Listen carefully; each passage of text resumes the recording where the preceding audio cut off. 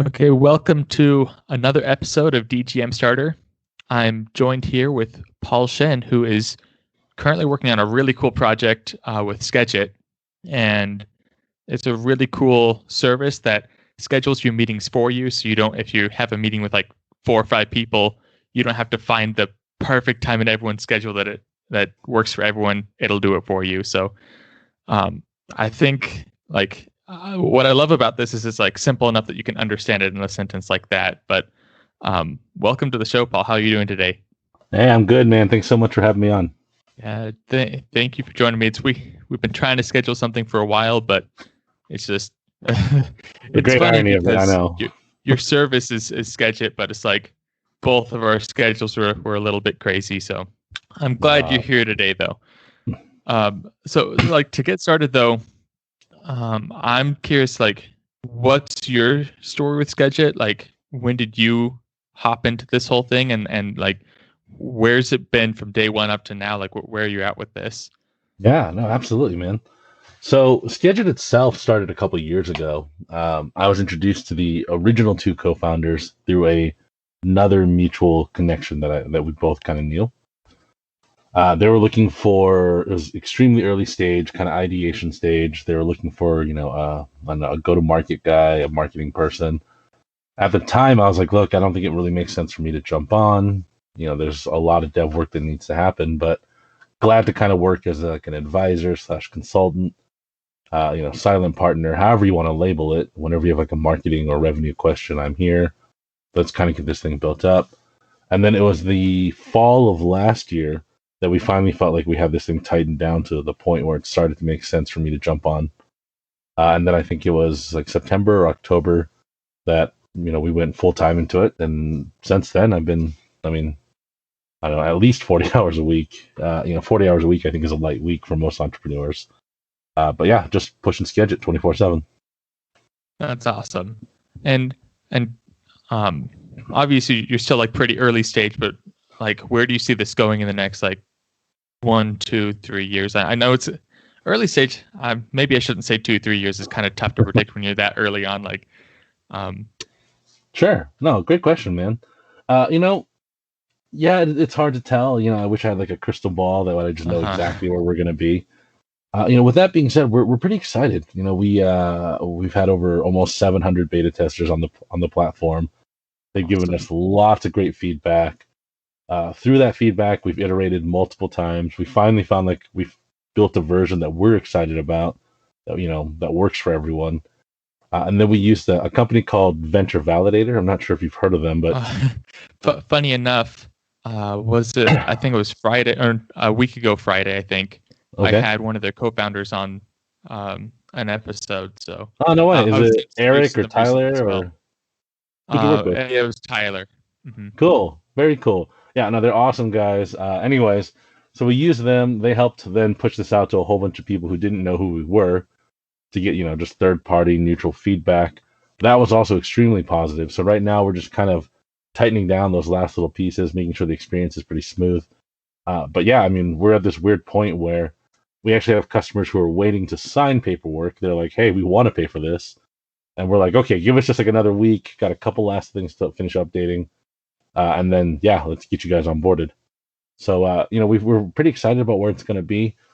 Skidget in itself has somewhat of a virality or a network style effect, right? For it to work, you have to opt in. Opting in is super simple, but that opt in then exposes you to Skidget to some degree.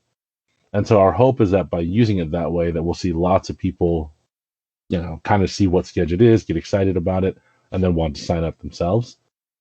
So yeah, I mean, we're hoping that within the next year or so that we'll be able to hit that $1 million, that magic like first $1 million ARR mark, and then let's see where we go from there. That's awesome. Like, something that I've been really interested in recently is that business validation. And Sure. so that's why I brought on Tyler from Venture Validator. And I thought that was really interesting. But most of the people that I've talked to, like you're a software company, so I feel like you have a couple extra steps for validation compared to like if someone had an e-commerce brand that they were trying to build. Sure. Um, And so I think that's really cool that you have that beta test going, that you actually have people that are like wanting to hop on before you even feel like you're ready to launch. So I think that's a really good sign for the future, obviously. And I don't know if I had any more to add or any more questions about that. I just wanted to comment on. I think it's cool to see the validation processes of different businesses and Sure. like how you're going through and doing your homework, making sure it's right Well, thank according you to so what much, people Dale. want. So I I'm appreciate that, excited to man. follow Skedgit. Yeah. Well, we're glad to have you in our corner for sure. Glad to be there. Um, so as you've been like, I'm curious, what's your personal history with like wanting to be an entrepreneur or working with startups? Has that been something that you've been interested for? Oh, like, and before, have you tried to start a business or work for a startup? How do you kind of fall into the entrepreneurship world? Sure. I actually originally didn't consider myself an entrepreneur at all. I grew up like outside of Virginia, or sorry, outside of Richmond in Virginia, and I don't know. I think it's just a little bit more old school over there, right? Like Mm. everyone, I don't know, maybe not everyone on the East Coast, and I apologize for generalizing, but it's just kind of that like suit and tie, and it just feels a little bit more. I don't know. I don't know what the right word is. Um, anyways, so I kind of grew up with this like mentality of like entrepreneurship or like starting a business or being a small business owner. Like that was for people who couldn't get a job with like a real company. Like that's just the mentality I grew up with, and obviously I was wrong. And then I came out to BYU, and I was going to become a dentist originally. You know, it's that whole like I don't know, Asian parents, dad's a doctor, mom's a nurse. Like just go in the medical field. Anything is fine in the medical field. And I don't know. I was one semester in, and I was like, man, this sucks. I really don't want to do it. And hopefully, I don't offend any dentists out there. I mean, teeth are important, so keep doing what you do. But anyways, yeah, it was not for me, and I left BYU, and my parents were like, "Cool, well, good luck in life. Figure out what you're gonna do. We're not helping pay for anything anymore." And for the first time in my life, I was like, "Well, I guess I'm completely independent, and I got to go figure out something." And my roommate at the time worked at Little Caesars, and he's like, "I can get you a job there for sure." And now I'm looking back at it, like I'm pretty sure anyone could get a job there, but it felt like a hookup at the time. And we went down, and yeah, he was like, or I met with the manager, and she was like, "Yeah, so you get started like I don't know, like 7.25 or 7.50 an hour. If you work really hard, I think you can get like promoted to the assistant manager, and you make like $8 an hour." And I don't know, I just remember thinking like, $8 an hour. What frick are you can do with like $8 an hour, right? Like 8 hours, 40 hours a week, $320 a week before tax. And it was just that moment of like, I bet there's something I can do that someone will pay me more than $300 a week. And I mean, I guess to kind of speed up the story real quick, I used to do a lot of event management, like event promotion. That kind of turned into like, let's just try that. And next thing you know, I was basically throwing parties on the weekend and charging people like $2 to come in. And we'd ended up having sometimes hundreds or like 1,500 kids show up. And I'm like, man, I made more money in one night than I would like a whole month working at Little Caesars. And that ended up growing into an actual company. We did I don't know, a whole bunch of stuff there, and then sold that company to this, small company out of Kansas City called the Media Group. So, anyways, they ended up buying that company. And then I got connected with a guy named Ryan Westwood, worked with him at PC Care Support and Simplus. Then I was able to work with Amelia at Incorporate Massage and help with the rebrand into Zenovate. And that's kind of what really reminded me how much I enjoyed running my own company. And that's, yeah, kind of the stars aligned, and I was back over at Skedgit. So that's I guess, my story. I love that origin story of how you like got into entrepreneurship. I feel like that's when someone has that moment where they're just like, I could like sell 40 hours a week for not what I'm worth doing something that I like don't really like doing, or I could just like go get creative and find a way to make money. And it's interesting that you did events. Because have you read the book or heard of the book Nail It and Scale It? I have heard of it. I Okay. haven't read it in a while. It's been a little bit, but Okay. yes. So Paul Ostrom, who's one of the authors, I heard him speak one time, and he told a story like really similar to yours at BYU, where he was at BYU, Right. and he's like, well, I need money, and he's like, I could just get a job and have to deal with that schedule at school, or he's like, or I could spend my last $100 and make a party and sell tickets to a party, and Yeah. then that's how he made enough money to pay rent that month. So I'm like, I I love those stories where it's just like you need to do something so you get creative. So uh, yeah, I love those stories. So I thought that was really cool, and that's something that is is risky, like you say. That's probably why in the East Coast they're a little more traditional, because starting a business Traditional. That's a good is word for it. risky. Yeah. Awesome. Thank So you, man. No, it's cool, and honestly, like, depending, I get it. Like, people have different situations. Life's different for everyone. But, like, especially when you're young, like, taking a bet on yourself is awesome, right? Like, I figure the worst case scenario is that I'd go end up working at a Little Caesars, which is kind of like where I started anyway. So why not try it?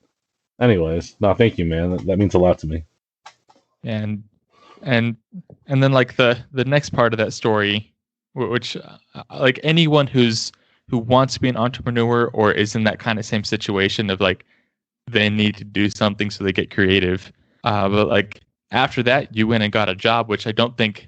I feel like some people in the entrepreneurship world are like, oh, like getting a job is the worst thing in the world. But no, like that's a good place where you have people around you that you can learn. And so I think those are both things as long as you have like that mindset of like, oh, I need to find what I love, and now you're here at Skedgit trying to get it up and running, which sounds like that's kind of what gets you going. So that's awesome. Thank you, man. Well, excuse me. Like, so you've had a couple experiences. Like you said, you helped with the rebrand. You got your event thing going and sold that, and now you're with Skedgit. And I'm curious, like, as you've had these experiences, what are some like big tips or maybe like mistakes that you made that you could like help other people learn from your mistakes? Or like uh, kind of like if you had someone who, or I guess me, I'm here wanting to be an entrepreneur, come and ask you what are things to avoid or what are things that you need to make sure you do when starting a business, like what are some of the tips that you would give? Yeah, great question. I don't know. When it comes to mistakes, I feel like I made all of them. So, I mean, I don't know. Take your pick, right? I guess let's start there, right? Um, I don't know. I think for one, it took me a long time to get back into this world, like longer than I'd like to admit, right? It was super cool working with Ryan, and it was super cool working with Amelia. It was awesome being able to be parts of their leadership teams. I learned a ton from that, and like awesome experiences.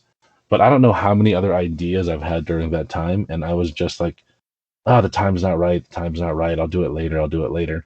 And it finally hit me that it's like, I don't know, if I wanted some magic time where like I had tons of money sitting around and there's no risk involved and I could just do whatever I wanted, I'd be waiting forever. Like I had to take a chance somewhere. And there are parts, there's parts of me that wishes like I got started earlier. And I'd say that to basically anyone who wants to be an entrepreneur is obviously timing is important and obviously figuring out your situation is important. But it doesn't necessarily have to be like a full on headfirst dive off the cliff, right? Like you can start it as a side gig. You can pick up other work. Like there's things that I could have done differently that would have helped get me started back into this world faster. Um, and with that, I think is like network quicker. I don't know. I think I was just like super prideful or super lucky or maybe both, but I kind of was like, I don't need anyone else. Like I got it all figured out. And yeah, I don't know. Networking has really changed my view on all of it. It's finding the right people all the time. Sorry, were those mistakes or things that you should do? I kind of mixed it all together. They're all the same. Yeah, exactly, right. And I don't know. And I think the other big thing is find your partners correctly and have those like difficult talks early. I mean, there's definitely solo entrepreneurs, and I think that's awesome. I am definitely not smart enough or skilled enough to do all the things at once. So for me, finding right partners is really important. And I've had a couple just like small ventures that never actually took off. And looking back, it's like, I don't know, I either chose the wrong partners or we weren't willing to have those hard discussions early. And like, if it's hard to divide up your company when it's not worth anything, imagine how hard it is to then divide up your company when it's worth a lot of something, Mm-hmm. right? Like, get all those conversations out early, have it down on paper, figure out your structure, make sure you have the right people, and then start running fast on this thing.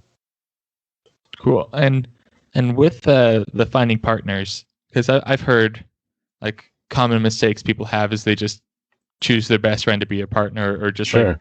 and so it's like with having those difficult discussions, obviously you need to talk about like I don't know, like mutual visions for the company, the roles, like how you're going to split up equity and all that stuff. But to you, with your experience, what are you looking for when you're like, yes, this is a good partnership, this is someone I want to be business partners with, versus red flags you might be looking for in those cases? Yeah, no, absolutely. For one, and I think it's probably the most obvious one, is complementary skill sets. I'm not smart enough to code anything, and that's okay. Like, I figured out how to turn on the computer and I can jump on a Skype call, so I guess I'm good. Anyways, like, that's just not my skill set. And so because of that, if I go buddy up with a bunch of other guys who are kind of in that marketing sales world, it's like, cool, there's a bunch of us sales guys and there's nothing to sell. So depending on what your product or your service is, like, obviously find people that complement you really well. Mm-hmm. And I kind of alluded to it earlier. I think the other thing is, yeah, it's super easy to be like, you know what? These people are my best friends, and so I want to go into business with them. And in an ideal world, that's exactly what would happen. Um, but a lot of times I find it's like your best friends are not the people you should go into business with at all. And it's, I don't know, for me, that like litmus test is being able to have like those difficult founders discussions and founders agreements early on, and seeing how people respond to that. Because normally that it gets a little heated, it can get a little awkward. And people who I think are comfortable being in the entrepreneurial space realize like it's nothing personal. It's just everyone getting their opinions out, coming to some sort of consensus, and then they move forward. Right? Like, Dale, if you and I have a disagreement, is that going to affect us personally, or is that something that we can move past and still work together with? I don't know. You're a cool guy. I Yeah. hope we can work together, right? And yeah, that's a good. So it's like what you're looking for is that kind of, um, I guess, like, to bring one point to kind of simplify it is like, are you looking to be right, or are you looking to like find the right answer, kind of thing? And Sure. obviously, like that conversation at the beginning is a little more difficult because there's not necessarily one right answer, and everyone has to be a little bit selfish when they're making those decisions, which is why it gets that personal nature. Right. Yeah, I think that's a really good way to put it. And clearly, I'm not a wordsmith in any way. But yeah, if you have that ability to make difficult decisions and to make difficult choices and have those difficult conversations without it affecting your relationship with that person, and you guys can move past it, that's someone that probably could be a good partner for you. And there's obviously a lot of other pieces to it. But I don't know. I find so many of these early stage partners where they're best friends, which is great, and they're too scared to have those difficult talks early on, kind of just like kicking the can down the road. And it only gets worse, once you put a bunch of time and money into it. Anyways, so that's kind of my just, I don't know, one piece of advice there. Yeah, that's good to keep in mind, because I think like I'm sure there's plenty of content out there, but at least I haven't run across that, and I feel like that's not, when someone's starting a business, that's not something they want to, because they're all excited and they just want to get going. So that's another good point, that like when you're starting a business, you need to do that prep work, and when you have a partner, that's probably one of the most important pieces of prep work before you actually get going. Yeah, no, I actually learned it from there's a guy named Anthony Castro who is super smart, and I've really enjoyed working with him in the past. He and I looked at potentially partnering on a venture together, and yeah, I mean, I remember it was some real tough questions. What happens if one of us dies? How do we fire a co-founder, right? Like, tough questions that really made me start thinking. And then we'd all break up and we kind of come up with our answers and we come back together, and yeah, we'd find out that while we're all friends, maybe we don't necessarily agree on certain things, and were we able to come to a conclusion and move past it, or was that kind of a deal breaker for us? Anyways, Anthony's still a very good friend of mine. I love the guy to death, but Mm-hmm. I was very grateful to learn that from him. That that's a good point, because that's not the not the fun part of entrepreneurship, which is something that people love talking about. But then then people also like talking about like, oh, the hustle, like look how many hours I'm putting in. But that's like even tougher than that part, than the actual hard work. So that's a good thing to bring up and a good thing to keep in mind as you're bringing on partners. And when you like to go back a couple steps in our conversation, Sure. you brought up that one of your big tips was like networking and how you wish that like you networked earlier and that like finding those right people, which kind of led us to this conversation of partnering up when you're starting the business. And like I see you all over LinkedIn, and I'm curious, like what's your or I guess your whole networking journey, and kind of what led you to LinkedIn and what led you to see the real value in really interacting on LinkedIn Yeah. regularly. Yeah. Thanks, man. Um, Honestly, at first it was just, well, I'm over here at Skedgit and I don't know how to develop and I'm trying to find people to sell. And I was like, okay, how do I sell to people with very little budget? I'm like, AdWords, too expensive, or SEO. Going to work on it. It's going to take a while. I was like, I guess let's just go on LinkedIn. And I kind of approached LinkedIn. I think how, I don't know, hopefully most people don't. I definitely did. I was like, okay, so you just like spam the crap out of it, and sooner or later someone will say, yeah, no, I want what you're selling. And I don't know. I just remember being super frustrated. Like, why on earth isn't this working?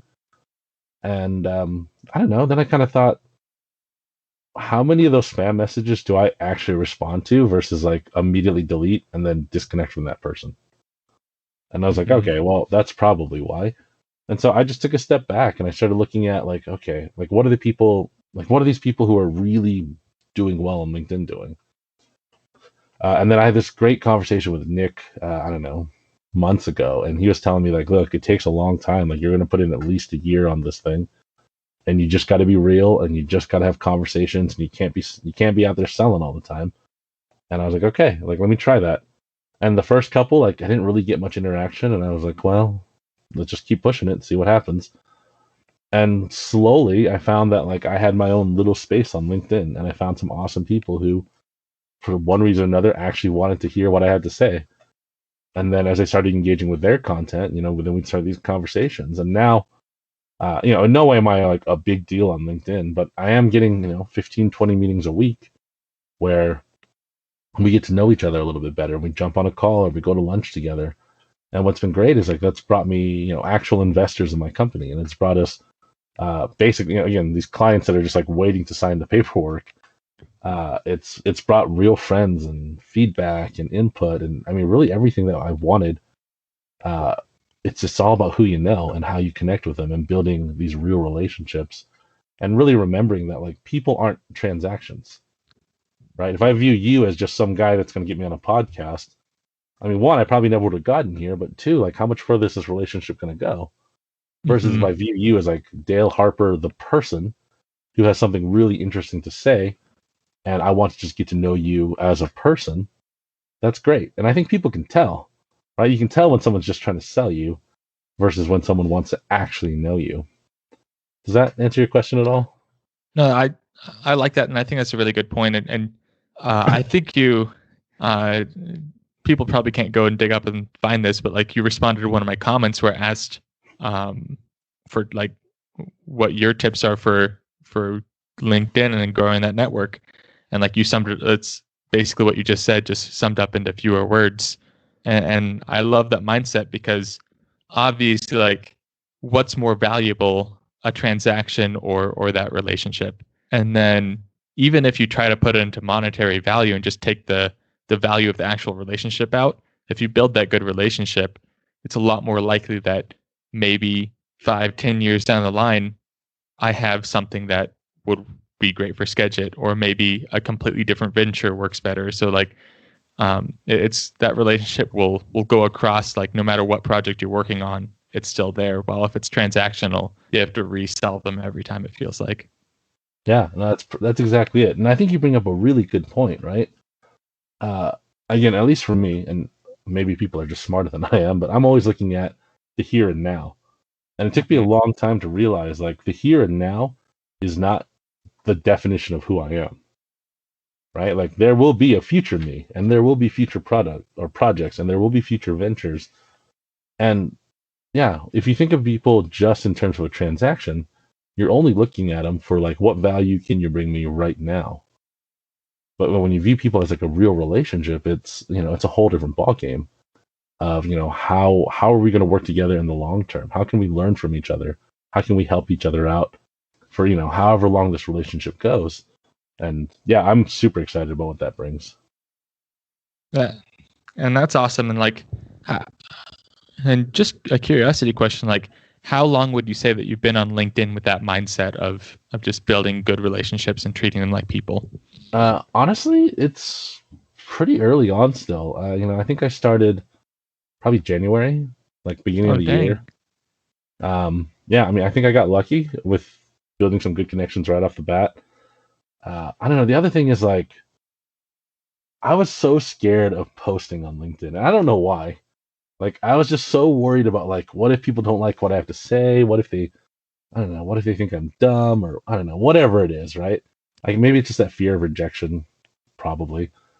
Um, I don't know, but fairly early on, I was like, you know what? I'm just gonna start saying whatever I want to say. I'm not gonna worry about like curating it perfectly for my LinkedIn and I don't know. I think I'd like to think that people were able to see that I was trying to be genuine. And so if you go read a lot of my posts, a lot of them are pretty dumb and sarcastic and not this like super in-depth story about something that like changed my life. Like I don't know, I'm not a thought leader or anything like that. I'm just telling my stories and sharing my ideas and it's resonated well. And so I've been really blessed in that sense where I found people that it's resonated with and they've wanted to talk with me and we've been able to have these conversations. And again, we go out to lunch a bunch and we get to share ideas and I get a ton of energy from that, which is great. Because I mean, being an entrepreneur can be a grind, right? It's hard to get up when you're like, man, the whole world seems like it's against me sometimes. But I get so much energy from those conversations and it just helps keep pushing me forward. I love that, and like how you're talking about like long term versus short term, how you're more than just what you are right now. And I almost feel like that's a little bit amplified as an entrepreneur, because when you're starting off, you have zero short-term benefit from working on, like, you're not getting anything right now, but the Sure. long-term benefits of it are all there. So it's good to find that obviously you need a balance. Like if you're not doing anything for yourself now, um that's not good, but you need to see the what it's going to do for you 2, 3, 4, 5 years down the road. Yeah, absolutely. And it's cool. Like people are, in a lot of ways, people are kind of mirrors, right? If I approach you trying to sell you, your walls immediately go up and you go on the defensive where you try to sell me. And if I approach you just asking, like, Dale, like, tell me your story. Who are you as a person? What are you working on? How can I help you? I've had more conversations in the last couple months with that mentality where people are just like, dude, what do you need? How can I help you? And I'm like, well, I'm looking for an investor. And they're like, great, I know a guy. Let me get you connected. Again, literally, like, I don't know, the majority of the investors I've found have come through people I met on LinkedIn, right? Like, the majority of our customers have come through LinkedIn. The majority of our beta testers, I don't know, at least a good chunk of them have come through LinkedIn. And those are all people that are willing to do something right now for us, which is great. And, it's just awesome to see that. That's awesome. I love it. Well, thanks for joining me today, Paul. I think this was a great conversation.